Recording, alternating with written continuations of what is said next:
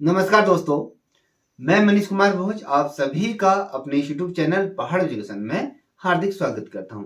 दोस्तों, मैं आज जो टॉपिक आप लोगों के बीच लेके उपस्थित हुआ हूं वो आपके सहायक अध्यापक एलटी भर्ती सब्जेक्ट की अगर बात करूं, ये आपके सामान्य विषय से संबंधित ही रहने एसएसटी से संबंधित आज की हमारी वीडियो रहने वाली है। क्योंकि कई बच्चों ने मुझे लगातार ये फोन के माध्यम से लगातार ये कह रहे हैं कि सर एसएसटी के सिलेबस पर और इसका अंक विभाजन पर एक वीडियो बना दीजिए। तो मैं आज आपके सामने जो लेके उपस्थित हुआ जो वीडियो पद नाम की अगर बात करूं, सहायक अध्यापक सामान्य विषय एसएसटी के हम बारे में बात करेंगे। जितने भी नए बच्चे हैं वो विशेषकर ध्यान से इस वीडियो को देखें, जिससे इससे पूरे जितने भी अभ्यर्थियों ने एलटी का पेपर दिया वो भली बात ही समझते होंगे। बच्चों, आपके 30 नंबर का जो आता है यहाँ पर शिक्षण अभिरुचि यहाँ पर आती है। अगर हम बात करें तो एलटी का जो पेपर होता है आपके 100 नंबर का पेपर होता है। 100 नंबर में से शिक्षण अभिरुचि की अगर बात करते हैं तो वहां पर आपके 30 नंबर का आता है। और जो 70 नंबर होता है वो 70 नंबर आपके इंटरमीडिएट से और साथ ही आपके स्नातक स्तर के विषयों से आपका पूछा जाता है। तो अब इंटर कि कौन कौन से विषय हैं जहां से आपके क्वेश्चन पूछे जा सकते हैं और स्नातक के कौन से ऐसे विषय हैं जहां पर स्वाभाविक रूप में क्वेश्चन पूछे जा सकते हैं। देखिए, इससे पूरे जितने भी नए अभ्यर्थी है या कहे इससे पूरे जिन अभ्यर्थियों ने पेपर दिया वो भली बात इस चीज को समझते होंगे। आइए शुरुआत करते हैं। देखिए दोस्तों, इसमें जो इंटरमीडिएट स्तर के जो विषय हैं, चाहे वो स्नातक के हों, तो इंटरमीडिएट में कौन सी किताब से हमें पढ़ना चाहिए, कौन सा यहाँ से कितने नंबर बनते हैं। देखिए, पहला जो सब्जेक्ट है वो आपका हिस्ट्री है। इतिहास की बात करते हैं। इतिहास का ये है, इतिहास से अगर जो नंबर पूछे जाते हैं वो 7 नंबर के क्वेश्चन आपके इंटर के जो सब्जेक्ट है हिस्ट्री का, तो वहां से आपके पूछे जाते हैं। आपको इंटर की एनसीईआरटी की किताब आप रख लीजिए, तो उसको पढ़ लीजिए। 7 नंबर के क्वेश्चन आपके 12वीं स्तर के क्वेश्चन पूछे जाते हैं। वहां अगर हम बात करें भूगोल के भी आपके जो क्वेश्चन पूछे जाते हैं वो आपके 7 नंबर के, भूगोल से भी आपका 7 नंबर का क्वेश्चन पूछा जाता है। ठीक है, अगर हम बात करें तीसरे टॉपिक की तो वो आपका राजनीति विज्ञान। ठीक है, राजनीति विज्ञान की हम बात करेंगे तो यहाँ से भी आपके क्या बनते हैं, आपके 7 नंबर के प्रश्न आपके यहाँ पर बनते हैं। ठीक है, अब वहीं अगर हम देखें जो चौथा जो सब्जेक्ट है, तो चौथा जो सब्जेक्ट है अर्थशास्त्र। तो अर्थशास्त्र से भी कितने नंबर के क्वेश्चन पूछे जाते हैं, वो आपके 7 नंबर के क्वेश्चन ये पूछे जाते हैं। अगर हम देखें इनका टोटल देते हैं तो टोटल आपके जो इंटरमीडिएट से जो क्वेश्चन पूछे जाते हैं वो 28 नंबर के क्वेश्चन आपके पूछे जाते हैं। ठीक है, ये देखिए 7 नंबर आपके हिस्ट्री से पूछे जाते हैं, 7 नंबर आपके भूगोल से पूछे जाते हैं, और विज्ञान राजनीति विज्ञान की बात है 7 नंबर वहां से, अर्थशास्त्र से भी आपके यहाँ पर क्या बनते हैं 7 नंबर। टोटल जो ग्राम टोटल बनता है वो आपके 28। तो ये लेके चलिए कि आपके इंटरमीडिएट की जो किताबें हैं अगर आपने उनका सही तरीके से अध्ययन कर लिया तो क्या है 28 नंबर आपके यहाँ पर तो यहाँ पर मिल जाएंगे आपको। साथ ही 30 नंबर ये हैं। 30 नंबर में से अगर आप 20-25 नंबर यहाँ लेके आते हैं तो आपके 48 या के इतने नंबर आपके वैसे ही आ जाते हैं। अब बात करते हैं स्नातक स्तरीय परीक्षाओं की अगर बात करें तो यहाँ पर किस प्रकार से अगर हम हिस्ट्री को देखें। ठीक है, अगर आप हिस्ट्री को देखोगे, नंबर 1 इतिहास में कितने नंबर के क्वेश्चन पूछे जाते हैं वहां पर देखिएगा। देखिए, इतिहास की अगर बात करें तो यहाँ पर 11 नंबर के क्वेश्चन आपके स्नातक स्तर के क्वेश्चन पूछे जाते हैं। और वहीं अगर हम देखते हैं भूगोल की, अगर देखते हैं भूगोल से भी आपके स्नातक स्तर की कितने पूछे जाते हैं, आपके 11 नंबर आपके भूगोल से पूछे जाते हैं। जब हम बात करते हैं पॉलिटिकल साइंस की, अगर बात करते हैं पॉलिटिकल साइंस की अगर हम बात करें तो यहाँ से कितने क्वेश्चन बनते हैं आपके स्नातक स्तर से, तो यहाँ पर ये देखिएगा तो यहाँ पर जो बनते हैं आपके 10 नंबर आपके स्नातक स्तर के बनते हैं। और वहीं अगर हम अर्थशास्त्र की बात करते हैं तो अर्थशास्त्र जो है अर्थशास्त्र स्नातक इकोनॉमिक्स की अगर बात करें तो यहाँ पर भी आपके क्या कितने बनते हैं 10 नंबर के प्रश्न बनते हैं। जो टोटल जो प्रश्नों की अगर हम बात करें, जो टोटल यहाँ पर आते हैं तो 42 नंबर के प्रश्न तो ये बनते हैं। अगर हम 42 को अगर देखें तो यहाँ पर जो टोटल बनता है आपका टोटल अगर हम बात करें, ठीक है, तो आपके 38 प्लस आपका 42 की बात करें तो ये आपका 70 नंबर के क्वेश्चन यहाँ से बनते हैं। तो याद रखिएगा। अब देखिए जो आपका ये पाठ्यक्रम है, अब हम यहाँ पर पाठ्यक्रम के बारे में चर्चा करेंगे। ठीक है, पाठ्यक्रम में अगर हम पहले सब्जेक्ट की अगर बात करें तो आपका वो आता है इतिहास। ठीक है, इतिहास से आपको क्या क्या चीजें पढ़नी है विशेष कर ध्यान दीजिए। देखिए दोस्तों, मैं आपको कुछ किताबें सजेस्ट कर देता हूँ। पहले वीडियो स्टार्ट करने से पूर्व जो पाठ्यक्रम की अगर तरफ बढ़ूं तो मैं आपको कुछ किताबें सजेस्ट कर देता हूँ जो महत्वपूर्ण है। ठीक है, जहां पर हम हिस्ट्री के बारे में बात कर रहे थे आपसे, तो आपको क्या करना होगा, हिस्ट्री के जो 11th और 12th की जो किताबें मैं आपको दिखा रहा हूँ, ठीक है, ये किताबें आप देख पा रहे होगे। ये किताबें आप क्रय कर लीजिएगा या फिर आप ऑनलाइन भी इन किताबों को मंगा सकते हैं। अगर कोई आपके भाई बहन अगर पढ़ती हैं इंटर में, तो 11th और 12th की किताबों को आप उनसे ले लीजिएगा। तो यही किताब है जो किताबों से आपके यहाँ पर 28 नंबर के जो प्रश्न बनते हैं आपके एनसीईआरटी से ही बेस आपके क्या बनते हैं, क्वेश्चन ये एग्जाम में पूछे जाते हैं, क्योंकि एनसीईआरटी को प्रेफर करते हैं। ठीक है, आयोग। तो ये लेके चल रहे कि आपको जो ये किताब है, इस किताब को अच्छी तरह से अध्ययन करना है, सही तरीके से नोट्स बनाते हुए चलना है, और तब जाके आपका कहीं ना कहीं इन किताबों से ये हो पाएगा। हमने अभी मैं आपको जो दिखा रहा हूँ सिर्फ हिस्ट्री की, ये क्या दिखा रहा हूँ आपको, किताबें दिखा रहा हूँ। इन किताबों को आप ले लीजिएगा। ठीक है, ये देख लीजिए, ये जो किताबें हैं हिस्ट्री की, इन किताबों से ही आपका क्वेश्चन पूछे जाते हैं। ठीक, मैंने आपको ये बता दिया है।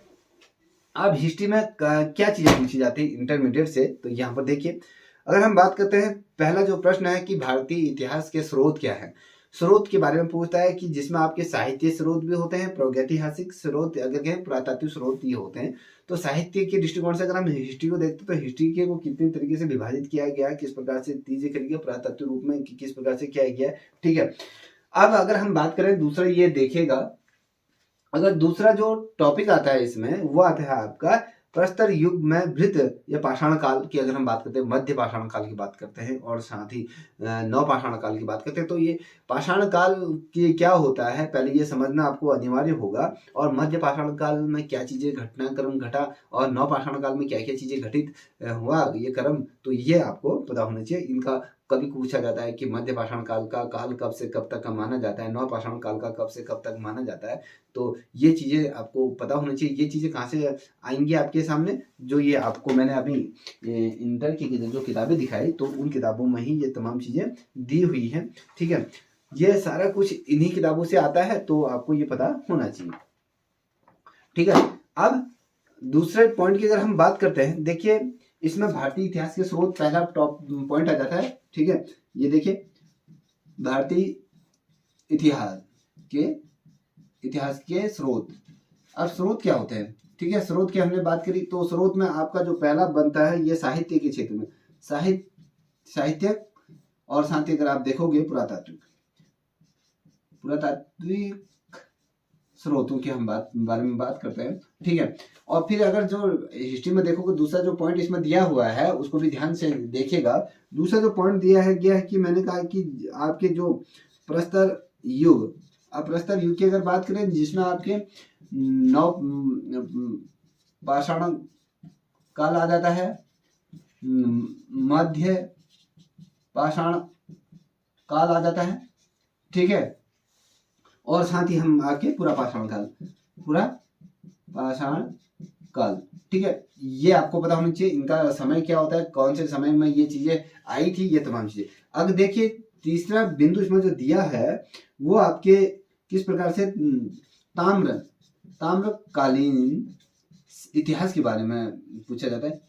ताम्रकालीन इतिहास क्या होता है, जिसमें हमें लोहे से संबंधित चीजों के बारे में हम इसमें पता चलता है, संस्कृति के बारे में पता चलता है, और मध्य पाषाण काल में किस प्रकार से संस्कृति रही उनके बारे में हमें कहीं ना कहीं इसमें यहाँ पता चलता है। उसके बाद आता है कि जो सबसे महत्वपूर्ण जो क्वेश्चन है, यहाँ से सारथी क्वेश्चन पूछा जाता है, हड़प्पा सभ्यता के बारे में पूछा जाता है।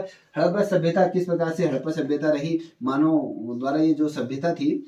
ठीक है, अब हम बात करेंगे हड़प्पा सभ्यता हड़प्पा सभ्यता में किस प्रकार से चीजें रही, हड़प्पा सभ्यता का विस्तार कैसा रहा है, हड़प्पा सभ्यता कहां कहां तक फैली थी, और इसमें कौन कौन से भवन थे, या मोहनजोदड़ो की बात करें या आपके हड़प्पा सभ्यता की अगर बात करें, तो कहीं ना कहीं पुरातात्विक जो चीजें यहाँ पर मिली थी, कहीं ना कहीं उनके बारे में भी पूछा जाता है। तो ये चीजें आपको पता होनी चाहिए। ठीक है, और पूछा जाता है कि मोहनजोदड़ो हो गया या हड़प्पा की हो गया पतन का क्या कारण रहा, इनमें कौन कौन सी चीजें मिली, अगर पूछा जाता है कि यहाँ पर ताम्र पाषाणकालीन चीजें क्या मिली, ताम्र पत्र के रूप में मिली, मिट्टी से बर्तन खिलौने से जो मिलती है यहाँ की, अगर हम मोहनजोदड़ो की किस प्रकार से यहाँ पर स्नानागार रहे, मुर्दों का टीला मिले तो क्या चीजें नहीं, तमाम चीजें यहीं से पूछी जाती है। कब इसका कोई भी क्वेश्चन पूछा जाता है हड़प्पा सभ्यता का उत्खनन किसके द्वारा किया गया, कब हुआ था, ये तमाम चीजें ये पूछा, इसकी खोज किसके द्वारा की गई थी, ठीक है, किस प्रकार से हड़प्पा सभ्यता की खोज की गई, ये तमाम चीजें आपके पूछी जाती हैं। इसलिए इस चीज को आप बेसिकली जो आपका जो नॉलेज जो गेन होगा वो आपके, मैंने आपको बता दिया ना कि आपको अगर आपने इंटरमीडिएट की हिस्ट्री पढ़ ली और साथ ही आपके स्नातक स्तर की तो आप पढ़ते ही हैं, तो बेसिकली अगर आपको अपना कॉन्सेप्ट क्लियर करना है तो आपका कॉन्सेप्ट कहाँ क्लियर होगा, जब तक आप इंटरमीडिएट की जो ये किताबें हैं इन किताबों को जब तक अध्ययन नहीं करोगे तब तक आपका कॉन्सेप्ट बिल्कुल भी क्लियर नहीं होगा। हाँ, आपको हिस्ट्री में आपको क्लियर करना है, हिस्ट्री की किताबें पढ़नी है, 11th और 12th की किताब पढ़नी है। वैसे ज्योग्राफी की बात करो, पॉलिटिकल साइंस बहुत व्यापक है, सबसे ज्यादा क्वेश्चन आपके जो बनते हैं तो 7 नंबर के आपके कह रहा हूँ कि यहाँ से बनते ही बनते हैं। तो कोई भी इनमें से ऐसा कोई भी जो सब्जेक्ट ऐसा नहीं कि जहां से आपके क्वेश्चन ना बनते हों, ठीक है, ये चीजें पूछी जाती है। अब अगर हम बात करते हैं वैदिक काल में किस प्रकार से वैदिक काल में युग रहा, किस प्रकार से उसके स्रोत रहे, राजनीतिक तौर पर रहे या सामाजिक तौर पर रहे, आर्थिक तौर पर रहे, उन पे हम डिस्कस करते हैं, ये तमाम चीजें उसके बारे में पूछी जाती हैं। और देखिए फिर आ जाता है प्रादेशिक राज्यों की बात करते हैं, जिसमें हम महाजनपदों के बारे में बात करते हैं, ठीक है, किस प्रकार से प्रादेशिक देशों की स्थापित हुए, और ठीक है, प्रादेशिक एवं उत्तर वैदिक काल की बात करते हैं। वैदिक काल में किस प्रकार से चीजें रही, किस प्रकार से घटनाक्रम रहा, चाहे हम राजनीतिक तौर पे कहें, सामाजिक तौर पे या धार्मिक तौर पर। देखिए इसमें धार्मिक तौर पे सर्वाधिक चीजें हुई, धर्म के नाम पे चीजें हुई। और अगर आप देखोगे फिर आ जाता है कि भैया हमने कहा कि 6ठी शताब्दी में किस प्रकार से चीजें आंदोलित हुई, जैसे हमने कहा भैया जैसे जैन धर्म का हो गया, बौद्ध धर्म हो गया, साथ ही अलग अलग ब्राह्मण धर्म हो गया, ब्राह्मण जिसे हम हिंदू धर्म भी कहते हैं, ये चीजें आ जाती हैं, ठीक है। तो इनके बारे में, इनका उदय कब हुआ, इस धर्म का उदय कब हुआ, ये तमाम चीजें इसमें पूछी जाती हैं, ठीक है। जब हम कहते हैं कि मगध राज्य की स्थापना कब हुई, जब राज्य का बारे में बात करें, जैसे साम्राज्य, जैसे प्रादेशिक जो राज्य थे उनके अंतर्गत क्या चीजें घटनाक्रम हुए, कौन सा प्रदेश आया, कौन सी चीजें हुई, कब ये लड़ाई हुई। देखिए महाजनपदों का उदय किस हुआ है, मगध राज्य की सफलता के कारण क्या रहे, मगर अगर हम बात करें मगध राज्य के सफल या कहें उसका स्वर्ण काल की अगर बात करें या उन्नति का शिखर की अगर बात करें तो वहां से क्वेश्चन बनते हैं। तो देखिए अगर हम बात करते हैं, फिर उसके बाद आता है मौर्य काल आ जाता है। मौर्य काल में किस प्रकार से चीजें रही, मौर्य काल के अंतर्गत किस प्रकार से स्थापत्य कला भी उभर के समक्ष आई। अगर हम कहें चाहे भवन निर्माणों की बात करें तो चाहे किसी क्षेत्र में चीजों को अपने अधीन करना है, वो तमाम चीजें आ जाती हैं इसके अंतर्गत, ठीक है। अब देखिए इसमें राज्य का विस्तार किस प्रकार से रहा, शासन प्रशासन की अर्थव्यवस्था कैसी रही और आर्थिक चीजें कैसी रही, सामाजिक तौर पे किस प्रकार से चीजों को मूल्यांकन किया गया, क्रियान्वित किया गया, ये चीजें इसके अंतर्गत आ जाती है। और 8वें नंबर का जो चीजें हैं तो वो आपके जो आती हैं, तो इसमें अर्थव्यवस्था के साथ आप देखोगे अशोक के सांची का स्तूप बने थे, या अशोक का जो शासनकाल रहा था, अशोक के शासनकाल के बारे में भी इसमें विस्तार से पूछा जाता है। ये तमाम चीजें आपको 11th की किताब में मिल जाएगा और उसमें 12th की किताबों में भी आपको इसको ये चीजें देखने को मिलेगा। और साथ ही आपके जो ये स्नातक स्तरीय जो सब्जेक्ट है वहां से भी आपके क्वेश्चन अवश्य बनते ही बनते हैं। जब हम बात करते हैं, देखिए कि इसमें शशक हो, पारसीन हो, कुषाण युग के कहें कनिष्क प्रथम हो गया, आपके धार्मिक स्थिति और चाकुल्य राजाओं के, ये परिहार या कहें सातवाहन साम्राज्य का या वाकाटक राजाओं का शासन किस प्रकार से रहा, ये तमाम चीजें पूछी जाती है। कब इनका उदय हुआ, कब इनके साथ युद्ध हुआ, पहला युद्ध कब हुआ, किस चीज के लिए हुआ, ठीक है। और अगर हम बात करते हैं, देखिए किस प्रकार से आर्थिक चीजें को उदय हुआ, आर्थिक तौर पे कैसे उदय हुआ। मैंने कहा कि भैया अगर हम गुप्त काल की बात करते हैं, देखिए इसमें गुप्त काल पूछा जाता है, बहुत ज्यादा महत्वपूर्ण प्रश्न है, ठीक है। अगर ये गुप्त काल, देखिए ये गुप्त काल को स्वर्ण काल की संज्ञा भी दी है, स्वर्ण काल भी इस समय को कहा जाता था, क्योंकि इस समय गुप्त काल में बहुत शानदार तरीके से सामाजिक आर्थिक क्रियाएं क्रियान्वित हो रही थी। शानदार तरीके से इस समय जो ये समय था, सब लोग इस साम्राज्य में क्या करते हैं, इस पीरियड में सभी लोग सुखीपूर्ण अपना जीवन बिता रहे थे। धन धान्य से परिपूर्ण ये समय था, ठीक है। इसीलिए इसको स्वर्ण काल की संज्ञा दी गई थी। और साथ ही इसमें किस प्रकार से कलाओं का विकास हुआ, ये तमाम चीजें आ जाती है। अब हम जब बात करते हैं कि जब हर्षवर्धन या राजनीतिक आर्थिक और धार्मिक स्थितियों में किस प्रकार से पल्लव राजाओं की बात करें या सातवाहन शासकों की बात करें, तो इनका साम्राज्य किस प्रकार से था, किस प्रकार से इन्होंने अपने साम्राज्य का विस्तार किया, ये चीजें आ जाती। और देखिए आधा चोल वंश का प्रशासन और स्थानीय स्वशासन कैसे रहे, चोल वंश, ठीक है, इसको भी ध्यान रख लीजिएगा। चोल वंश की अगर हम बात करते हैं तो इसका शासन प्रशासन और आर्थिक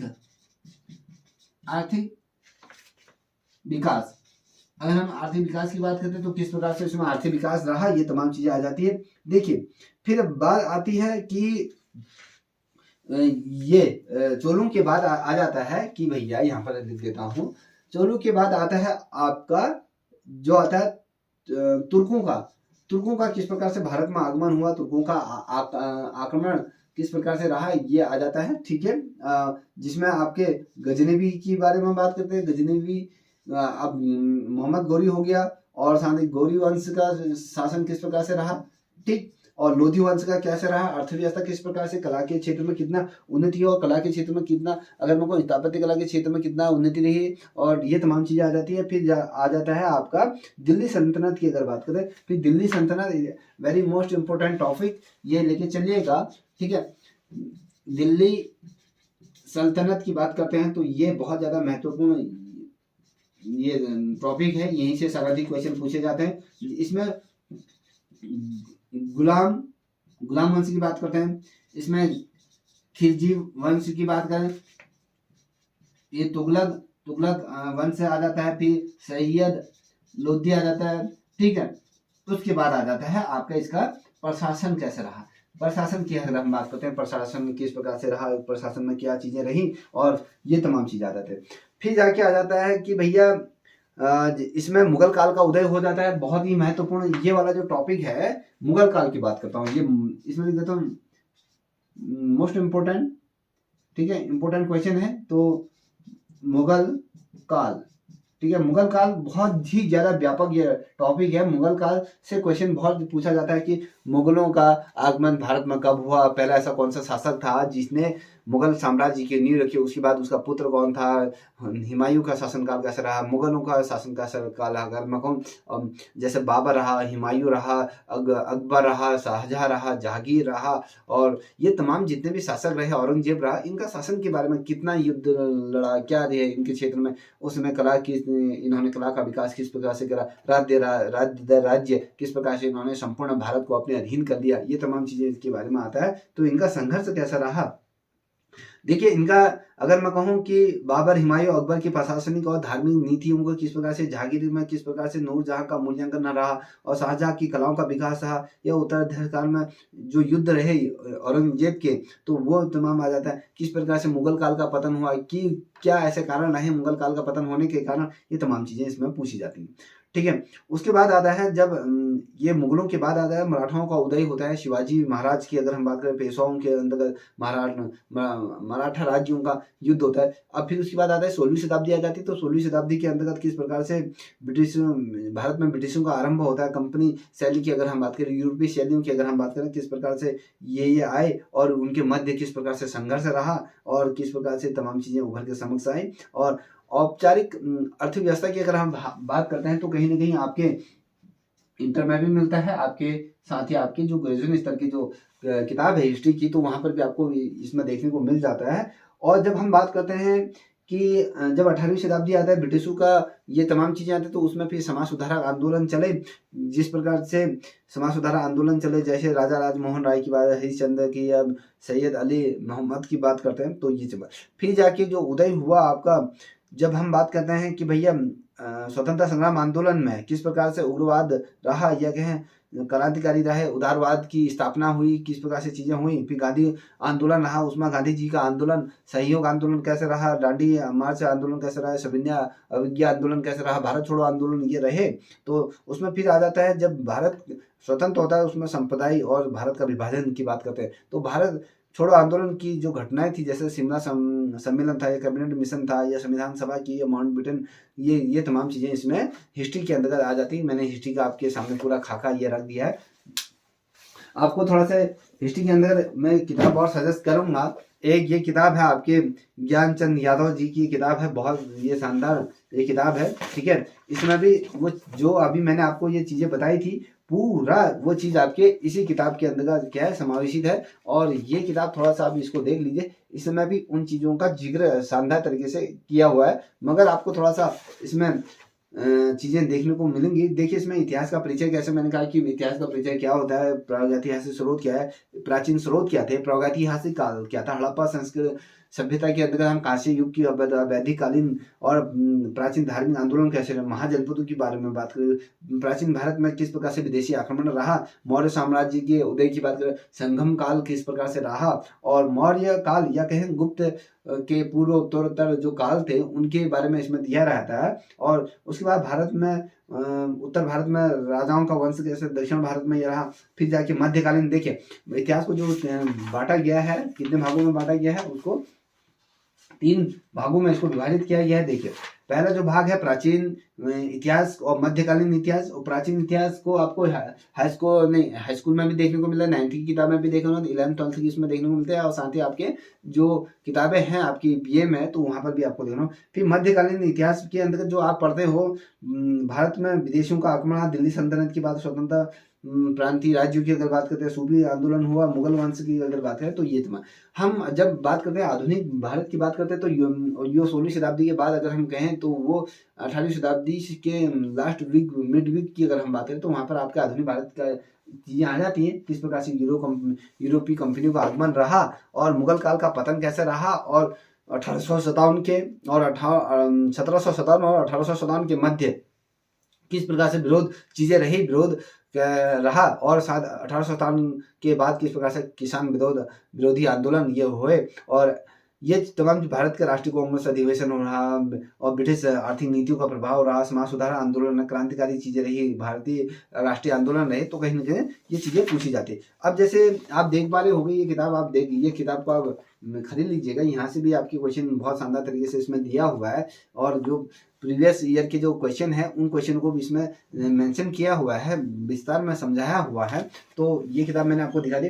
देखिए जब हम इतिहास का विभाजन कहते हैं तो इतिहास को 3 कालखंडों में इसको विभाजित किया है। देखिए अब यहाँ पर आप देख पा रहे होंगे इतिहास का हम परिचय अगर देखें तो इसमें इतिहास को किस प्रकार से विभाजित किया, भारत का इतिहास को प्रागैतिहासिक काल या पाषाण काल जिसे हम कहते हैं, अधैतिहासिक काल और ऐतिहासिक काल में इसको क्या किया गया, विभाजित किया गया। देखिए प्रागैतिहासिक काल को भी फिर 3 कालखंडों में पुरापाषाण और मध्यपाषाण काल और नवपाषाण काल को विभाजित किया गया।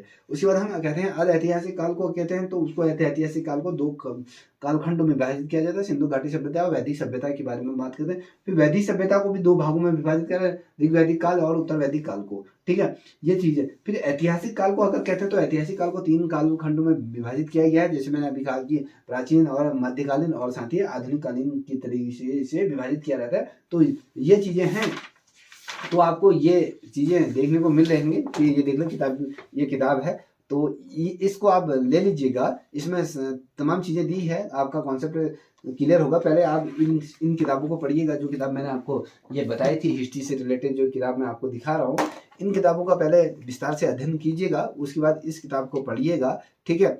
ये जो देखिए मोहन संघानिया, डॉक्टर संघानिया है, तो उनकी किताब भी एक बहुत शानदार किताब है, तो उसको भी आप क्रय कर सकती है, ठीक है। ये देखिए ये किताबों को आप क्या कर लीजिए, ग्रहण कर लीजिए, क्रय कर लीजिएगा, तो यहाँ से भी कहीं ना कहीं क्वेश्चन आपके बनते हैं। अब बात करते हैं अगले टॉपिक की बात करते हैं तो एक ही वीडियो में सारे टॉपिक मुझे लगता है नहीं आएंगे, तो उसके लिए अलग से वीडियो बनानी पड़ेगी। अगर आपको ये वीडियो अच्छी लग रही हो तो प्लीज़ इस वीडियो को सब्सक्राइब अवश्य कर लीजिएगा, क्योंकि आपके लिए इतनी मेहनत हो रही है, तो प्लीज़ आपका कर्तव्य बनता है कि इस वीडियो को भी आप क्या करें, सब्सक्राइब अवश्य करें। जब हम बात करते हैं स्नातक स्तर की, अगर हम ज्योग्राफी की बात करते हैं, अगर हम भूगोल की बात करते हैं, तो भूगोल में क्या क्या चीज़ें आपको दी रहती है। देखिए भूगोल में क्या क्या चीजें आपके सामने मेंशन रहती हैं उसको मैं यहाँ पर लिख देता हूँ। देखिए उसमें पहले रहता है उत्तराखंड, उत्तराखंड का भूगोल। अब उत्तराखंड के भूगोल के अंतर्गत आपको क्या क्या पढ़ना है, ठीक है, आपको ये चीजें वो चीजों को अध्ययन करना है। देखिए उत्तराखंड का भौगोलिक परिस्थिति क्षेत्र कैसा है, भौगोलिक यहाँ का भू आकृति कैसी, यहाँ का मौसम, जलवायु, पर्यटन किस प्रकार से चीजें हैं, वो प्राकृतिक नौसैनिक सौंदर्य कैसा है, कृषि के क्षेत्र में किस प्रकार से फसलों के बारे में बात कर होती है उत्तराखंड की। अगर हम भौगोलिक स्थिति की बात करें, उत्पादन किस प्रकार से रहता है, और साथ ही अगर कृषि के क्षेत्र में, वाणिज्य के क्षेत्र में अगर हम कहें जैव विविधता कैसे रही है, वो तमाम चीज़ें इसमें विजिट जाती है। और यहाँ पर आज जिस पर्यटन की बात करें, झील होगी, आपके जो हिमालय की चीज़ें हैं, नदियों के बारे में बात करते हैं, जल विद्युत परियोजनाओं की इसमें चर्चा आ जाती है, तीर्थ नगरों की बात करते हैं, किस प्रकार से पर्यटन की बात करते हैं, या हम कहें या ट्रांसपोर्ट किस प्रकार से किया जाता है, ठीक है, ये चीज़ें आ जाती है। यहाँ पर किस प्रकार से औषधि चीज़ों का किया जाता है, जनजातियाँ क्या है, यहाँ का खान पान क्या है, ठीक है, यहाँ की बोली क्या है, भाषा क्या है। यहाँ उत्तराखंड का अगर हम हिस्ट्री से रिलेटेड कुछ भी पूछा जा सकता है, कितनी यूनिवर्सिटियाँ हैं यहाँ पर, कितना यहाँ पर शिक्षा का औसत है, किस प्रकार से यहाँ का भूभाग है, कितना यहाँ पर रोजगार है, आर्थिक तंगी क्या है, ये तमाम चीज़ें आपके ओवरऑल पूछा जाता है। अगर आप उत्तराखंड को आपने प्रतियोगिता परीक्षाओं में पढ़ा होगा तो वो तमाम चीज़ें आ जाती है।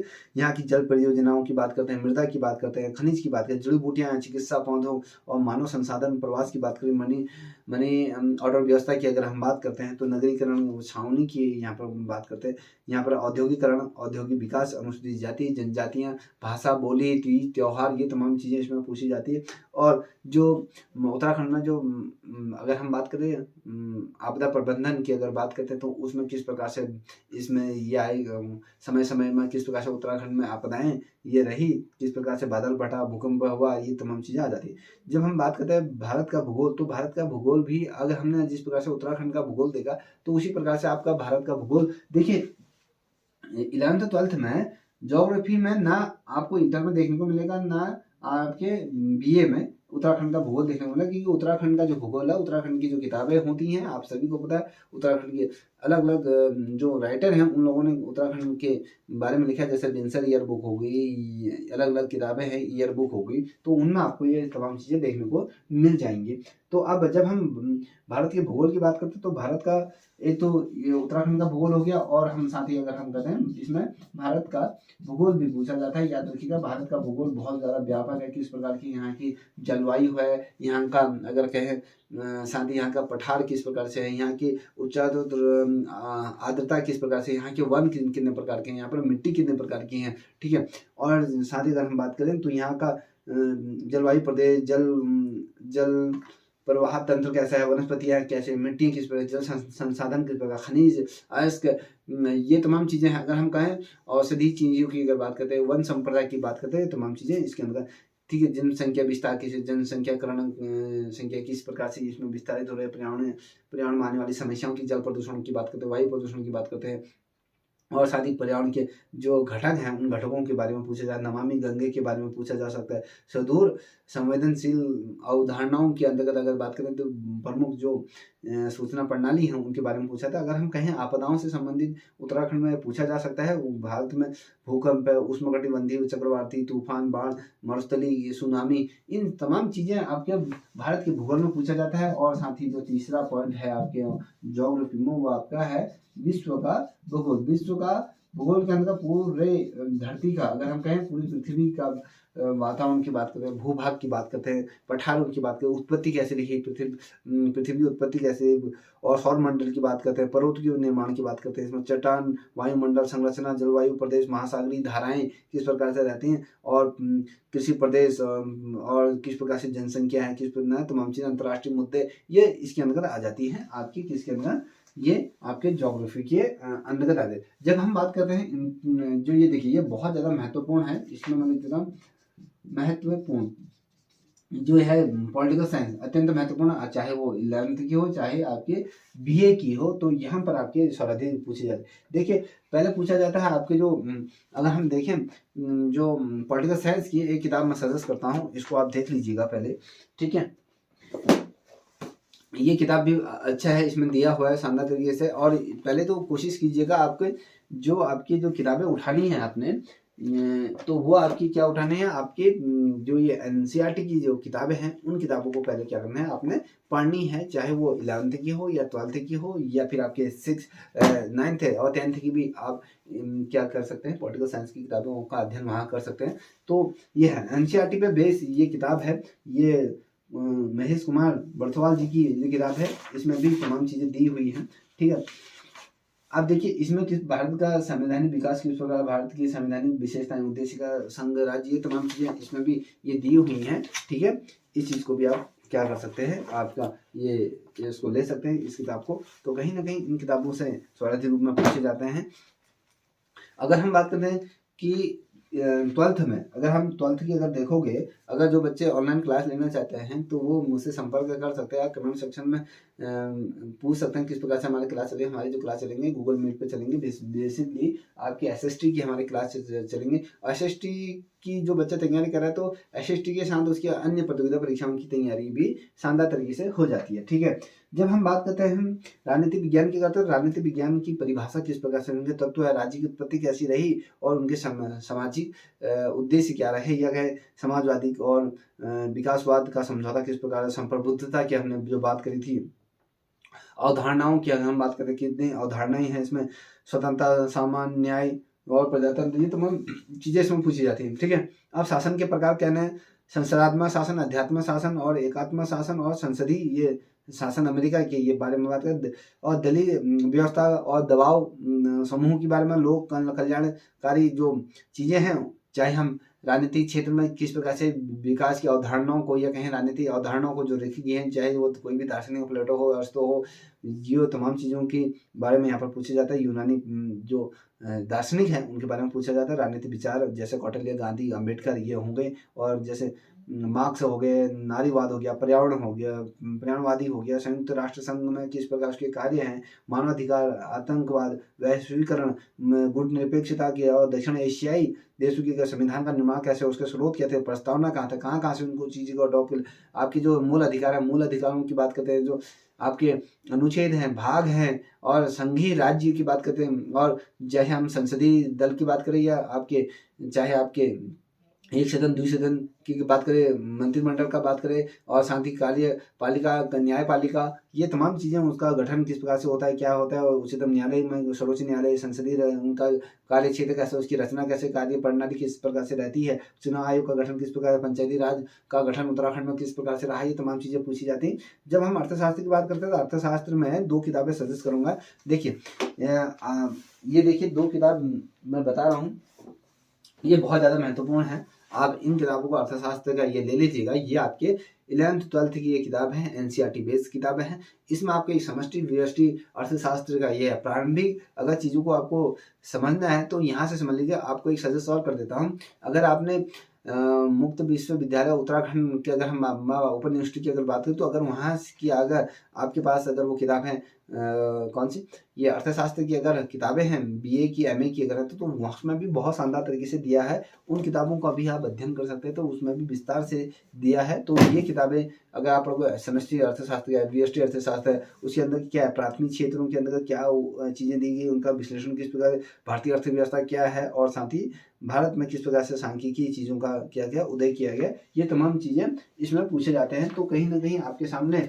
चाहे हम हिस्ट्री की बात करते हैं, ज्योग्राफी की बात करते हैं, पॉलिटिकल साइंस की करते हैं, तो अगर हम अर्थशास्त्र की बात करें तो अर्थशास्त्र ये मोस्ट इम्पोर्टेंट ये टॉपिक है। इसमें जिस प्रकार से अगर मैं बात करूं, जैसे अर्थशास्त्र में किस प्रकार से सांख्यिकी अनुदेश को प्रयोग किया, संकलन कार्य क्या होता है, भारत सरकार द्वारा कौन सी पंचवर्षीय योजना है, मुद्रा स्फूर्ति क्या है, आपके जो जीडीपी क्या है, ठीक है, ये ग्राफ किस प्रकार से होते हैं। समष्टि अर्थशास्त्र में जिस प्रकार से राष्ट्रीय आय क्या है, अवधारणा कैसे, मूलन मापी किस प्रकार से होते हैं, रोजगार सिद्धांत के उपयोगिता का फलन क्या होता है, जीएसटी, ये तमाम जितने भी चीजें हैं धन से संबंधित जो भी चीजें हैं आपको ये इसको पढ़ना है। चाहे आप 11th की किताब पढ़ो या 12th की किताब पढ़ो या फिर आप में ग्रेजुएशन की किताब पढ़ो, इन चीज को रख लीजिए। तो ये ओवरऑल मैंने आपके सामने जो खाका रखा, समझाने की कोशिश की कि भैया आपके एसएसटी के सब्जेक्ट में विशेषकर क्या पूछे जा सकते हैं।